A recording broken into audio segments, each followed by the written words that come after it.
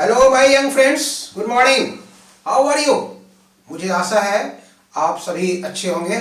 मैं सुरेश सर एक बार फिर आपके साथ इलेक्ट्रोस्टैट के नए टॉपिक्स के साथ, और वो आज का टॉपिक्स है कूलम्स लॉ।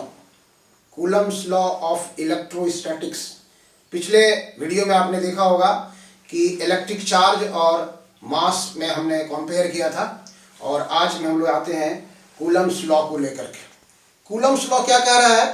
कहता है दो स्थिर बिंदुवत आवेशों के बीच लगने वाला आकर्षण या प्रतिकर्षण के बल का परिमाण दोनों आवेशों के परिमाणों के गुणनफल का समानुपाती होता है, और आवेशों के बीच की दूरी के वर्ग का व्युत्क्रमानुपाती होता है।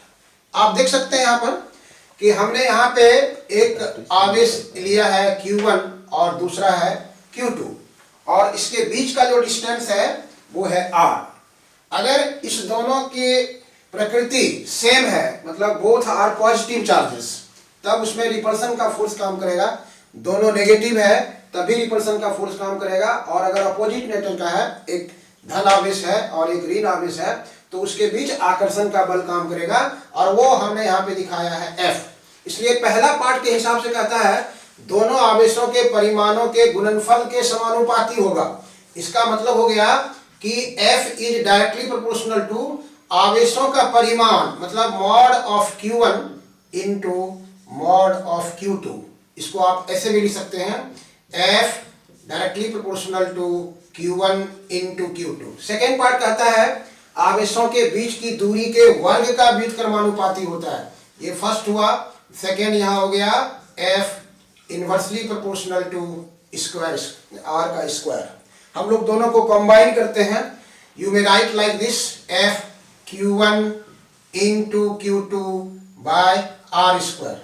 यहाँ से हम लोग प्रोपोर्शनलिटी को हटाएंगे, एक कांस्टेंट देंगे, और उसको यहाँ पे K से हम लोग डिनोट कर रहे हैं। K equal to Q1 sorry F equal to K Q1 Q2 by R square. This K is known as Coulomb's constant, या फिर इलेक्ट्रोस्टैटिक फोर्स कांस्टेंट इसको कहा जाता है। स्थिर वैद्युत स्थिरांक या फिर कूलम्ब का नियतांक इसको कहते हैं।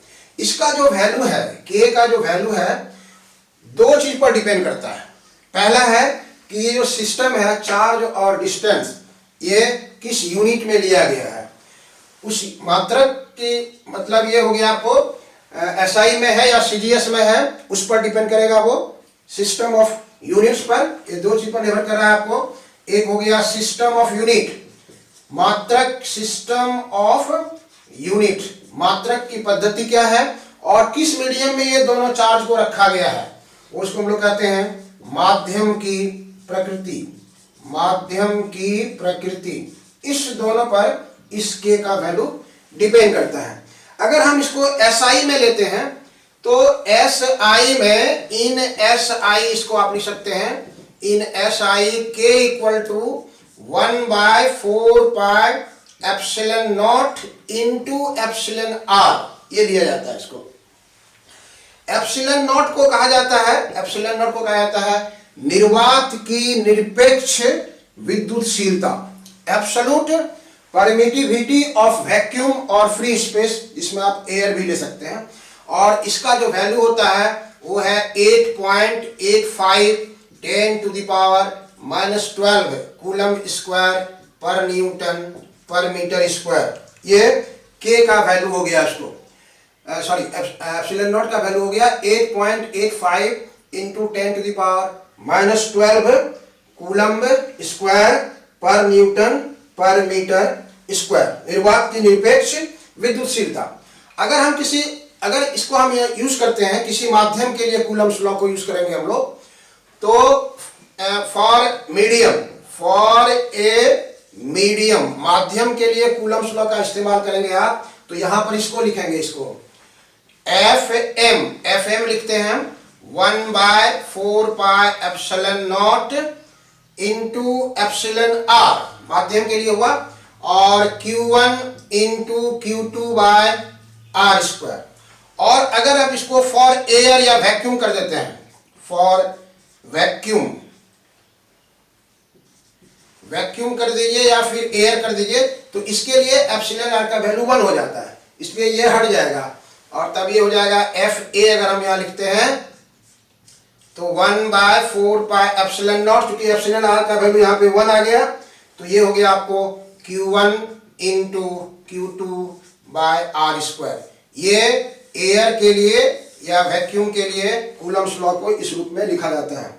ये जो 1/4 एप्सिलॉन नॉट है, इसका जो वैल्यू निकाला गया है, where 1/4 epsilon naught, 1/4 epsilon naught का जो वैल्यू है वो है 9 इंटू 10⁹ कूलम स्क्वायर। इसका यूनिट यहां लिखे थे हम लोग कूलम स्क्वायर, यहां हो जाएगा न्यूटन मीटर स्क्वायर पर कूलम का स्क्वायर।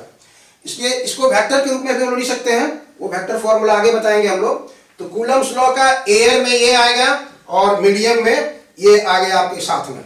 अब यहां पर आपको ध्यान देना है कि दो चीज, ये जो एप्सिलॉन नॉट है ये बहुत इंपॉर्टेंट क्वांटिटी है। एप्सिलॉन नॉट का यूनिट और डायमेंशन हम कैसे निकालेंगे, इसको एप्सिलॉन नॉट का यूनिट और डायमेंशन कैसे निकालेंगे, तो देखिए यहां से एक फॉर्मूला आपको निकल जाएगा। इस फॉर्मूले को लाते हैं, एयर वाला लेते हैं, आपको यहां से एप्सिलॉन नॉट को यहां लीजिए, एफ यहां ले आइए, तो हो जाएगा 1/4 एफ Q1 इंटू Q2/r²। ये फॉर्मूला आया एप्सिलॉन नॉट के लिए। यहां से आप 2-3 बातें देख सकते हैं। इसका SI यूनिट निकाल दीजिए, SI यूनिट आप निकालिए। आप इसको जान रहे हैं, दिस इज चार्ज कैसे बताए थे, कूलम, तो कूलम स्क्वायर और नीचे हो गया F का हो गया न्यूटन, और ये डिस्टेंस है, ये मीटर स्क्वायर, इसलिए कूलम स्क्वायर पर न्यूटन पर मीटर स्क्वायर। ये एप्सिलॉन नॉट का SI यूनिट आया, आप देख रहे हैं, इसलिए यहां पर लिखा हुआ है वैल्यू में 8.85 इंटू 10⁻12 कूलम स्क्वायर पर न्यूटन पर मीटर स्क्वायर। आप इसका डायमेंशन भी यहां लिख सकते हैं, डायमेंशन ये से याद रखिए आप, ये सब बहुत ही बर्निंग टॉपिक्स है ऑब्जेक्टिव के लिए, एमसीक्यू के लिए। एप्सिलॉन नॉट का वैल्यू, यूनिट और डायमेंशन के रूप में। अब इसका आप डायमेंशन लिखेंगे इसके साथ में, तो कूलम का आप जानते हैं 80 होता है, तो 80 का स्क्वायर आएगा। ये फोर्स है, फोर्स का जानते हैं ML/T-2, T-2 का यहाँ पे -1 देंगे और मीटर का L-2 आ जाएगा। ये सबको आप सोल्व कर देंगे। सोल्व करने के बाद इसका जो डायमेंशन आएगा वो आएगा आपको M-1 L-3 T4 और A2। This is the dimension of epsilon not. Epsilon not is निर्वात की निरपेक्ष विद्युतशीलता, और इसका वैल्यू हम वहां पे लिखे थे, एप्सिलॉन नॉट का वैल्यू लिखे थे यहाँ पर। एप्सिलॉन नॉट का मान फिर एक बार लिख देते हैं हम, 8.85 10⁻12 कूलम स्क्वायर पर न्यूटन पर मीटर स्क्वायर। कूलम्स फोर्स जो दो चार्ज के बीच एग्जिस्ट करता है, काम करता है, उसका मेजरमेंट किया जाता है टॉर्शन बैलेंस, याद रखिएगा, टॉर्शन बैलेंस। ये टॉर्शन बैलेंस एक ऐसा इंस्ट्रूमेंट है जिसके द्वारा दो चार्ज के बीच जो इलेक्ट्रोस्टैटिक फोर्स एग्जिस्ट करता है, काम करता है, उसका मेजरमेंट किया जाता है। कूलम्स फोर्स का कुछ हमारे पास कैरेक्टरिस्टिक्स होगा, जैसे ये दोनों चार्ज है, देखिए ये दोनों चार्ज है, तो ये दोनों चार्ज का जो जिस बॉडी पर चार्ज है उसका सेंटर के अलोंग स्ट्रेट लाइन में वो काम करता है, इसलिए इसको कहते हैं सेंट्रल फोर्स भी कहा जाता है। Coulomb's force is also known as central force acting between lines joining the centre of both charged bodies. दोनों को एक साथ मिलाने वाली रेखा के अनुदिश काम करता है। दूसरा है ये इनवर्स स्क्वायर लॉ को फॉलो करता है। ये इनवर्स स्क्वायर लॉ आप समझ रहे हैं, F is inversely proportional to R²। ये इनवर्स स्क्वायर लॉ का फॉलो करता है ये कूलम्स लॉ। तीसरा है कि ये जो अब देखिए यहाँ पे न्यूक्लियस है, न्यूक्लियस का रेडियस आपको बताए थे 10⁻−15 मीटर। यहाँ पे एक प्रोटॉन है, यहाँ पे एक प्रोटॉन है, दोनों प्रोटॉन के बीच पॉजिटिव चार्ज है। यहाँ पे कूलम्स फोर्स नहीं काम करेगा, वहां काम करेगा न्यूक्लियर फोर्स। यहां तक हो गया 10⁻−15, इसलिए 10⁻, R का वैल्यू अगर 10⁻−15 मीटर से अधिक रहेगा तो वहां से कूलम्स लॉ फॉलो करना शुरू करेगा और उसको ऑबे करेगा। इसलिए इसका रेंज हो जाएगा 10⁻⁻15 मीटर टू इनफाइनाइट। यहां तक कूलम्स फोर्स काम करेगा हम लोग का। ये जो है कूलम्स फोर्स अट्रैक्शन और रिपल्सन दोनों का हो सकता है। कूलम्स फोर्स जो है वो अट्रैक्शन और रिपल्सन दोनों का हो सकता है यहां से। इसलिए कूलम्स लॉ का मतलब अगर आप कंक्लूजन करना चाहेंगे तो सीधे याद रखिए, कूलम्स दो स्थिर बिंदु। एक चीज याद रखिएगा, कूलम्स लॉ तभी होल्ड करेगा जब दोनों चार्ज जो है जस्ट लाइक पॉइंट होना चाहिए और मस्ट बी एट रेस्ट। इसलिए द फोर्स ऑफ अट्रैक्शन और repulsion acting between 2 point charges at rest is directly proportional to the magnitude of the magnitude of charges। दोनों आवेशों के परिमाणों के गुणनफल के समानुपाती होता है। And inversely proportional to the square of distance between them. दोनों के बीच की दूरी के वर्ग का व्युत्क्रमानुपाती होता है। फिर दोनों को इस तरह से लिख करके एक साथ लगाएंगे, प्रोपोर्शनलिटी को हटाएंगे, के लाएंगे। के को हमने नाम बताया क्या, कूलम्स कांस्टेंट या फिर इलेक्ट्रोस्टैटिक फोर्स कांस्टेंट। ये किस पर डिपेंड करेगा, तो सिस्टम ऑफ यूनिट जो यहाँ यूज कर रहे हैं चार्ज और ये डिस्टेंस का, उसके लिए ये काम करेगा। और नेचर ऑफ मीडियम, दोनों मीडियम कहाँ पर रखें। अगर आप सीजीएस लेते हैं, सीजीएस में सीजीएस में ये जो के का वैल्यू होगा वो 1 लिया जाता है और तब ये आपका सीधे हो जाएगा FA Q1 Q2 by R square. FA बराबर हो जाएगा Q1 Q2 by R square और यहाँ पे K आ जाएगा आपका स्मॉल के कैपिटल के बराबर।